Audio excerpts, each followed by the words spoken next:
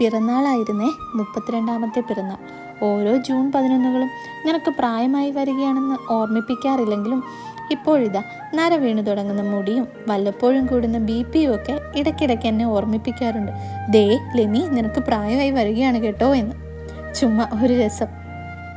അല്ലെങ്കിലും ഈ പ്രായം എന്നൊക്കെ പറയുന്നത് പണ്ടാരാണ്ട് പറഞ്ഞ പോലെ വേറെ നമ്പറല്ലേ. നമ്മുടെയൊക്കെ കേസിൽ ഏതാണ്ട് അതുപോലെയൊക്കെ തന്നെയാണ്. എന്തായാലും ഈ ബർത്ത്ഡേ നല്ല രസമായിരുന്നു. പക്ക ഡയറ്റിലായിരുന്ന ഞാൻ ഇഷ്ടം പോലെ കേക്ക് കഴിച്ചു, ബിരിയാണി കഴിച്ചു. ഇന്ന് ഇഷ്ടമുള്ള ഭക്ഷണം കഴിച്ചില്ലെങ്കിൽ പിന്നെ എപ്പോഴല്ലേ.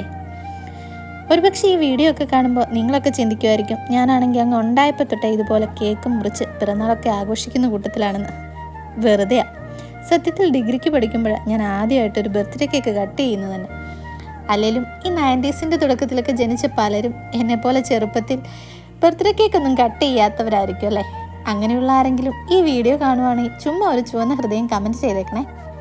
പിന്നെയുണ്ടല്ലോ, പിറന്നാളിന് കേക്കൊന്നും മുറിച്ചില്ലെങ്കിലും പണ്ട് ഈ ജൂൺ മാസം നല്ല ചക്ക സീസൺ ആയതുകൊണ്ട് തന്നെ നല്ല ചക്കപ്പുഴുക്കും നാടൻ കോഴിക്കറിയും ഒക്കെ വീട്ടിലുണ്ടാക്കുമായിരുന്നു കേട്ടോ. അന്നത്തെ കാലത്ത് അതായിരുന്നു എനിക്ക് കിട്ടുന്ന ഏറ്റവും നല്ല ബർത്ത്ഡേ ഗിഫ്റ്റ്. അല്ലെങ്കിലും ജീവിതത്തിൻ്റെ രണ്ടറ്റം കൂട്ടുമുട്ടിക്കാൻ പാടുപെട്ടിരുന്ന അച്ചാച്ചനും മമ്മിക്കും മക്കളുടെ പിറന്നാളിനെ പറ്റി വലിയ ധാരണയൊന്നും അന്നുണ്ടായിരുന്നില്ല. പക്ഷെ അവർക്ക് മക്കളുടെ സന്തോഷത്തെപ്പറ്റി നല്ല ധാരണയായിരുന്നു.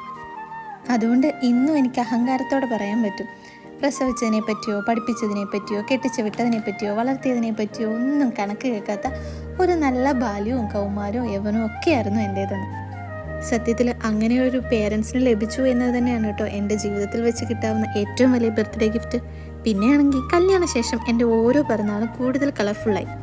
കേക്ക് കട്ടിങ്ങുകളും സർപ്രൈസുകളും സമ്മാനങ്ങളും അങ്ങനെ ഇപ്പോഴിതാ ഒരുമിച്ച് കിട്ടിയ 2 മക്കളും കൂടിയായപ്പോൾ ഡബിൾ ഹാപ്പി.